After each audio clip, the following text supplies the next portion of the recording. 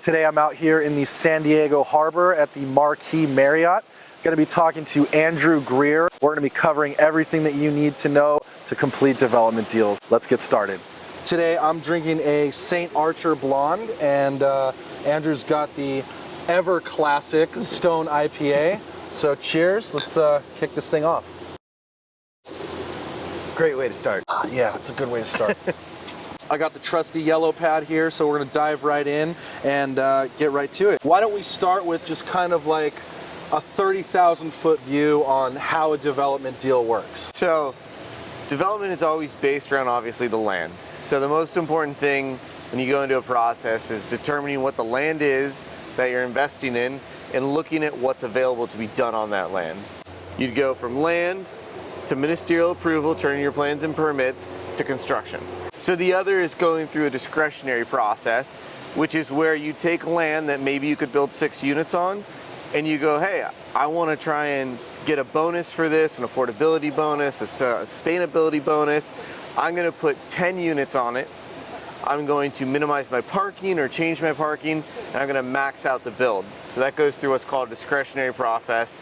You turn in all your plans, conceptuals.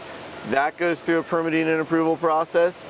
Then if it's approved, it goes to the next step, which is where the other step started. And it continues on with actually doing this is how we're going to build it, ministerial review, like I'm putting a board here, I'm putting a driveway there, type process. So in a nutshell, is the difference whether it's already zoned for more units or not? That is the majority of the time what sets them apart, and then if you want to subdivide or not.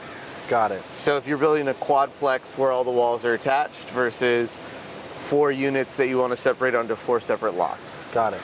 Okay, very cool. So why don't we talk about what the difference there is in terms of the setup and what they would need to know as an agent to either do this type of a deal themselves or even just be able to help find more investor clients that they could represent on deals like this. The time difference is going to generally vary from somewhere to like 12 to 18 months longer if you're doing discretionary. Longer. Okay. So it's the process of going through, finding out what you want to do, then going to your architect, your civil engineer, your Title 24. You might need mechanical engineers, you're going to need soils engineers. You're going to do all your tests, all your studies, put all of that together and do your submittal. That process can take 3 to 6 months depending upon how involved the project is. And how do you know all of the things that you would need? Is there like a standard operating procedure on that stuff? Unfortunately, not really. Okay. City by city, there's 19 different municipalities in San Diego County alone. They all have different submittal processes. So you have to go to each city or municipality you're going to and get their checklist. Got it. And when you get that checklist, I generally, when I was starting out, I would ask them, hey, who's doing plans in this area? I know you can't give me a recommendation because they're the city, but can you give me 5 people I could call? Another thing I did is when I came to San Diego City, I went down, they have a plans floor, and I just pulled all the names of the guys off the plans and started calling them because I knew they were turning stuff in. Smart. It's very resourceful. Yeah, and that was my route for finding the right people. Obviously, on development deals like this, you really got to be in good with the city. There are strategies that you could recommend in terms of getting things done a little quicker or maybe getting your foot in the door. Did that bird just shit on my head? Did it? No, it did not. No. Oh my freaking God, that would be hysterical. I just felt something. I was like, get the fuck out of here. That would have been so epic, though. I'm so leaving that in. Did this just happen? Did that just happen? Oh, gosh. All right, let's see if we can fucking finally get this thing going. Let's start with, how does someone go about finding their local office in their area? 1, go that route and ask them who they recommend.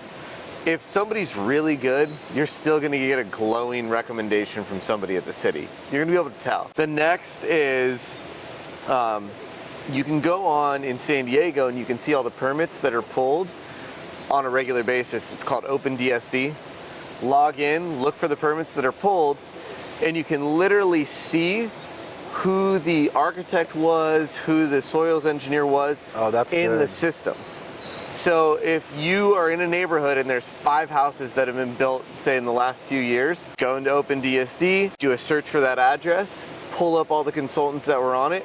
Now you have a list of people that do business in the area. That's a really good tip. It's the fastest way to cut through everything and get the best fruit, quite literally. And you know the people that you're talking to are people that have done it already, which is huge, and people that know that local area, know that immediate market. Cut through all the BS. It's so obvious and so simple, but so genius at the same time, right? Like, I didn't do it for the first 3 years. Yeah, like that's the type of tip that can shortcut someone's success, like in a major way. Oh yeah. So OpenDSD, is that a .com or is that they just Google it and find it? Yeah, and if you type in OpenDSD, it pops up #1 search. Let's touch a little bit more on the actually getting to the decision maker, right? So how, like let's say I live in Oceanside, for example. So let's say I wanted to do a deal in Oceanside. I found a great property and now I take it to the city, and what happens there? How do I get to the person that is the person I really want to talk to? The person you want to talk to 99% of the time when you're in the conceptual phase of a project is the planning department and whoever is the head of that department for the area you're in. Planning is kind of the gatekeeper for everyone. They know the community plan. They can guide you in the direction of this is what's allowed to be built here. This is what we are building here. So you know that you're not going to run into that first level of resistance. Because then, I mean, there's still the building department. There's still the civil engineering, the engineering department, essentially. They're not going to be the people. So let me ask you this. So is then step 1 to go to the planning department and run this idea by them before you even pass? Yeah, that's pass go. #1 is doing that. So going in, finding out that it fits. That's how you find out, oh, I can put 6 on this lot. Okay. That's how you find that information out. And what are some other good questions to ask? You know, like what sort of units are you guys looking for? Stuff like that. What you'll ask them for their community plan. So what's their general? They might have a general plan, an exact community plan, but every planning department for the city goes in and votes in like this neighborhood's medium density, this neighborhood's high density. This neighborhood has been this for a while. We want to switch that up, so we've changed the zoning here. So if somebody comes in with a favorable product to be zoned there, you're going to get it's going to go a little bit smoother. You know, they want 6 units here. It used to only be 2. Holy cow, I can go in and buy these units and I can maximize them now. And that's what happened in Little Italy. In that scenario, is that something that would be pretty much a slam dunk for them? Because you know it's got 2 on it. It has the potential of 6. You also know that they want more higher density stuff. So is that at that point like a green light for you? Yeah, that's a path of least resistance. It's something that we're always looking for. If you can play to what they want and not encounter any extra resistance, because you're going to get resistance somewhere. Right. The more friction I can remove up front by doing what they want, the better. So, and it's definitely, it's the path we choose to go most of the time now. Yeah. It's the help me, help you pitch. Exactly. and you literally lay it out on the table for them that way. What about like getting your foot in the door? What's the move there to get your foot in the door? Because obviously I imagine you can't just walk right in and talk to the head guy in charge. No, the best way to get your foot in the door is to go the route of doing the research. So you go in, you kind of toss it out there what the idea is, they give you an idea what's there. Go do your research, come back with good questions, but in between then, you need to hook yourself up with the right architect or civil engineer that's gonna help you on that inroad. They're spending a lot more time with them, and they also speak the same language. They don't speak entrepreneur, they don't speak realtor. They speak, our plan and our goal is this. Right. And that's what architects and even more so civil engineers speak. So getting to that influencer, I guess you would say, on your team is huge. I've inserted myself in all of our projects, so I now have a relationship with the city where people won't. The other thing I've learned, and this is actually, now that you bring it up, this has turned out amazing for me, and it was just by chance that I started doing it. I go to all of my meetings where the engineer or the architect are called in, and I sit down and I stay involved in the conversation. There's a lot of guys that just have their team do that. It puts a face to a name, and it changes the dynamic, and that was just the way I was doing it. All right, cool. So that's kind of the overarching strategy. But what about in terms of just the actual process of getting the permit? What does that take us through that? You go through a process where you turn in the construction docs, and they go into what's called review cycles. So you turn in all your sets of plans. They get routed to all the different departments, and this is something that I didn't understand until I did it. But we came in last week. We gave them 12 sets of docs for our project. It was like $1,300 in printing. Full-size plans, every single thing, studies, reports, all that information. You work with your consultants, obviously, to generate it. Turn that in. It gets routed to all those departments. They have 30 days to respond, and then you get back a letter with all the questions about your plans on it. Everything that's redlined, everything that comes back. What happens after that is you get your comments back from all of those departments, and it's really overwhelming the first time. So my first set of comments on a development, and this was a small lot subdivision, was 48 pages. And it's bullet points of everything they want you to answer. Wow. And it's 48 pages. 48 pages about How common is that? It's relatively common. Okay. Because there's lots of requests mixed in there. At the same time, there's changes, and then there's what they call significant issues or information. So they write you a 6-page letter basically at the beginning, kind of summarizing all the issues. But then your issue could be as simple as need to see door frame height, or it could be significant issue historical, significant issue you have issues with your drainage, and then you have to go through and go back through that process and start going over it and get them back in. And so from the time you've submitted to the time that you get all that conditional stuff back and questions back, what is that timeline? It's 30 to 35 days usually. 30 to 35 days. And then from there, how long do they give you to get them all the information they need?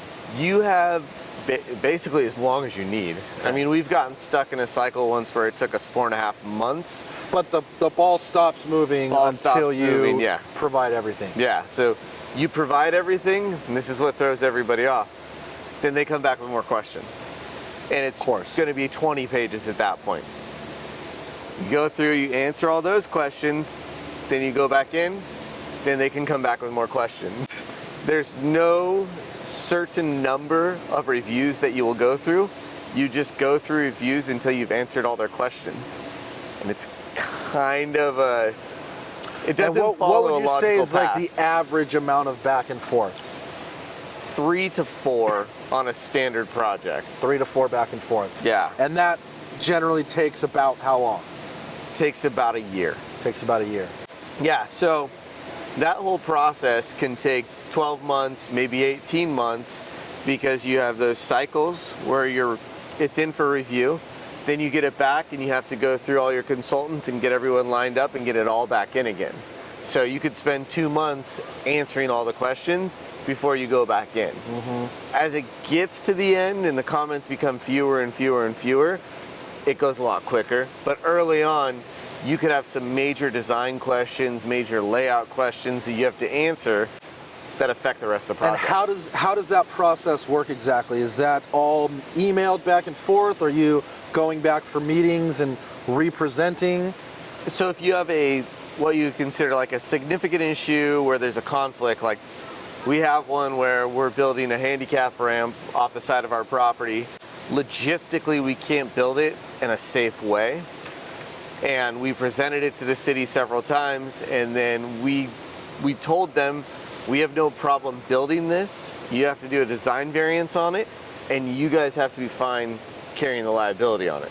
So the handicap ramp is 28 degrees. Mm-hmm. It's like a skateboard ramp. So but it's kind of shows you some of the process where you run into an issue and you're like, this doesn't make sense, and working with our engineers, And then so in a situation like that, which I'd imagine is somewhat of a roadblock, mm-hmm. What happens then? I request conflict resolution meetings a lot sooner, I think, than other people. If we're going back and forth over email and I don't see the tone of the conversation changing appropriately, Yeah. I just get everybody in a room. Let's talk about the things you need to get a permit. What are the things that you submit? Who's on the team? Who's doing what? Yeah. So the first thing, we'll start at the ground because that's the first place to start. You're going to do soils. So you're going to do soils report. You're going to find out what kind of soils you have there so that you can engineer the building going up. The next thing is still in the ground. How do we connect our utilities? How does the water move on the lot? How does everything work? That's your civil engineer. So then you bring on a civil engineer. From there, you have to design the house, and this is a misnomer in people. Architects design, they don't actually create how it functionally stands up. So architect to design, structural engineer to take those plans and tell you how to build it. The next from there is a Title 24 team or rep to work with you to actually create all your energy efficiency inside of the property.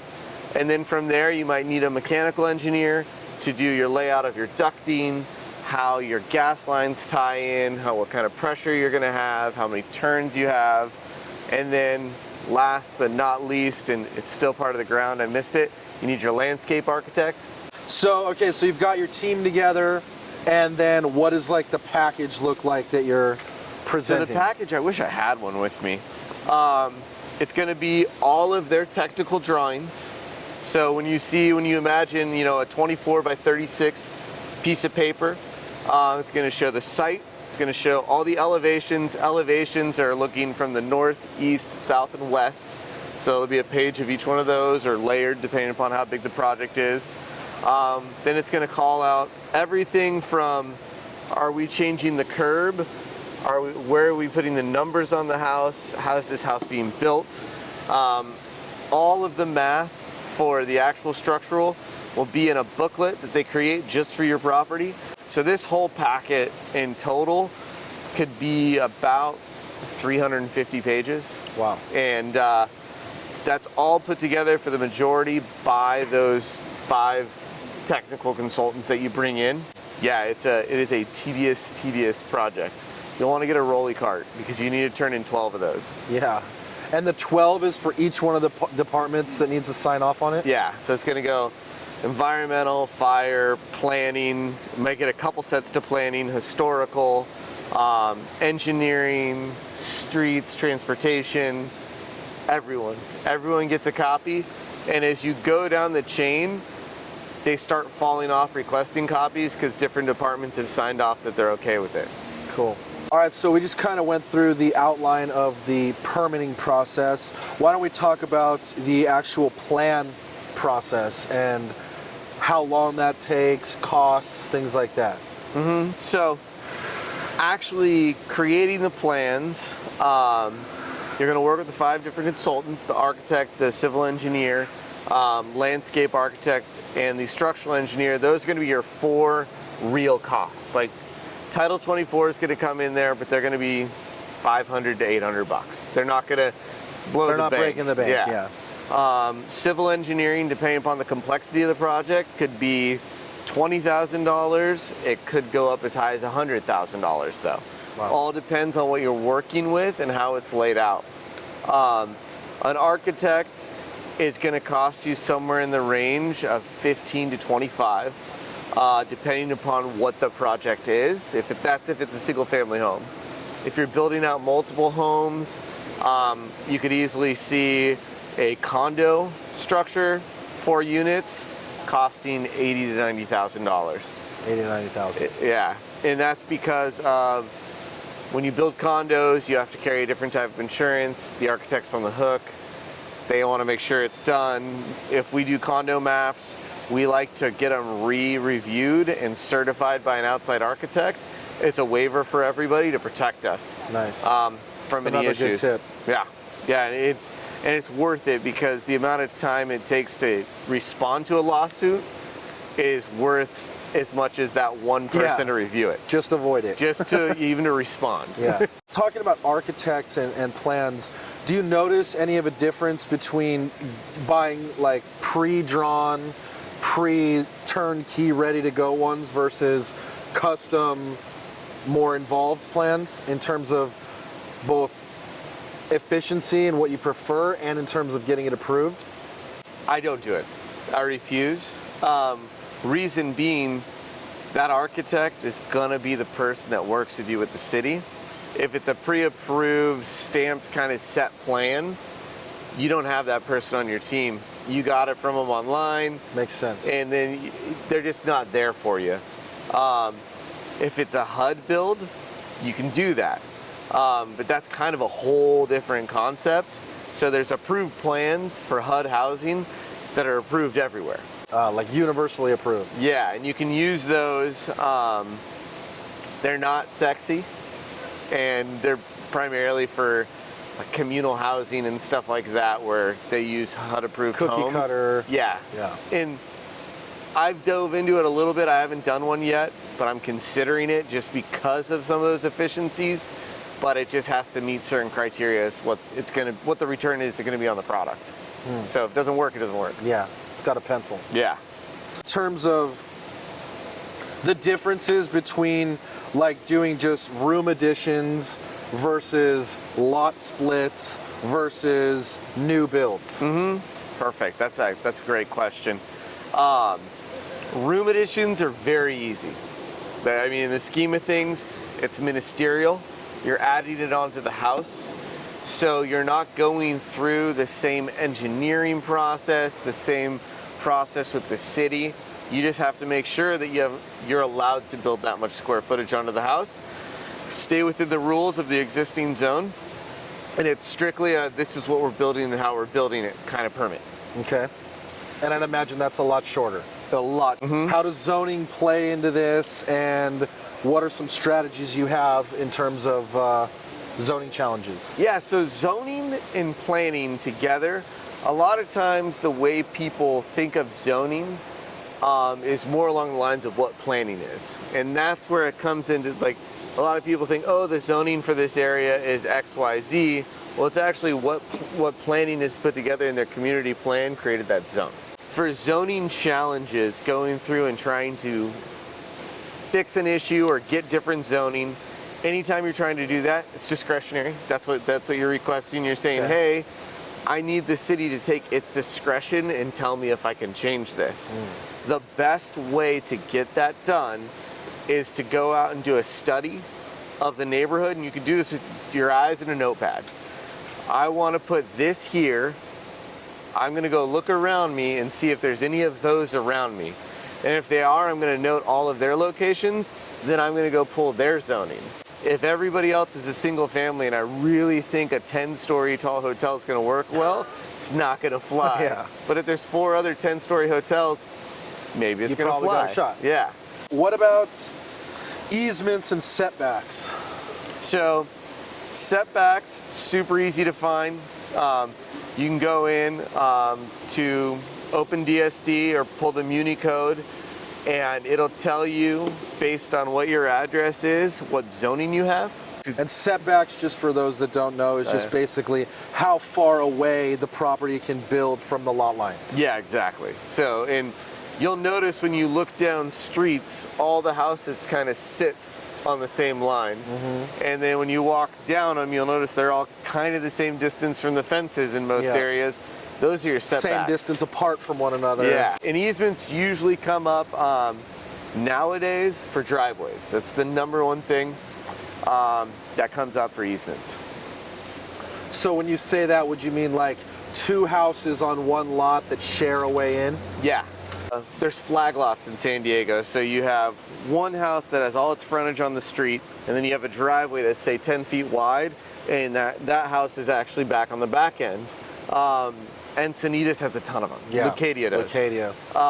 Or maybe you have 4 houses that are all lined up, but there's one driveway in, and then everyone goes to their respective houses. That's another way you'll see it. But yeah, those easements are obviously important. You need to know who has rights to them, how you can access, how you can exit. When you're building a development, say you have an easement going down and you want to build 10 houses back here, you need to make sure that your easement is allowed to bring that much traffic through. It's called intensification. So taking an easement whose intended purpose was for one home and adding multiple homes to it. Could be intensification. That's something you take to an attorney beforehand and you get a review to make sure that you're good. The city will point it out to you 99% of the time when you first start looking at it, but it's definitely something to look at. Yeah. I've dealt with it. How big of an issue can that be? On the property, wow. has to sign off on it. So you got to call someone at Bank America that has to sign off on this. Never gonna happen. So long story short, know the easements. Yeah. Take a good long hard look at them, and if it doesn't make sense, just move on. Yep. Yeah. Or start buying every house around it. Yeah. Yeah. That's the other option. Earlier on, you also mentioned bonuses. Tell us a little bit about what you mean by bonuses. Yeah, so you can get affordability bonuses in the state of California. One bonus is that you can intensify the density of a property by 1.5 times if you give an affordability bonus. That might be 5% low income or 10% very low income. And there's a bonus scale based on how many units you give on what you can do. One of the biggest bonuses being used right now is removal of parking spots. So a 2-bedroom apartment has to have 2 parking spots. If you have affordable units, you can reduce it to 1. So, and there's even scenarios where you can reduce it to half. So, what is a half parking spot? It means that 2 units have 1 spot. Wow. Literally. It's like a shared spot. Yeah, or I have 12 units and my building has 6 parking spots. So you got to figure out how that works.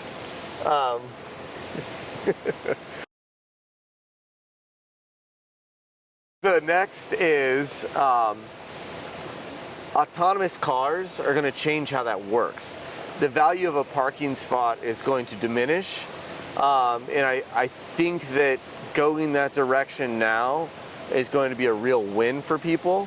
Obviously it's a bet, but I just don't see people having cars. That's some big time foresight. Yeah, I see no reason for it. And I also think that having the ability to rent out spots to autonomous cars where they can charge or be serviced is going to be another play. So there you go. That's some hyper advanced stuff right there. So I just want to wrap up with one question that I like to ask people, and that's really like, what's one thing that you wish you knew when you started your first development deal? I wish I had gone the route of paying a little bit more for hyper-local vendors instead of saving a couple bucks for not being hyper-local. Hyper-local is incredibly important. Right now I work with different consultants on different projects, even though they're all going at the same time, just because they're in different parts of town. And that has been the best relief of stress and pressure on us, because they just know the answers in that building department. Yeah, that's a great piece of advice, because really those hyper-local people, they know the market, they know the city, they know the people, they know the zoning, they know what works, what doesn't, they know the community plans, and that's just a great way to kind of reposition yourself ahead of the game. Yep. Yeah. So, great piece of advice. Had a really good time chatting with you today. I think there's a lot of really incredibly valuable pieces of information there. If you have any more questions for Andrew or want any more information, they can find you at Better Tomorrow Group and howtofliphousesonline.com. And if you'd like, share the video, leave us a comment, tell us what you thought, you loved it, you hated it, and we look forward to seeing you on the next one. Now you're in the know. Cheers. Cheers.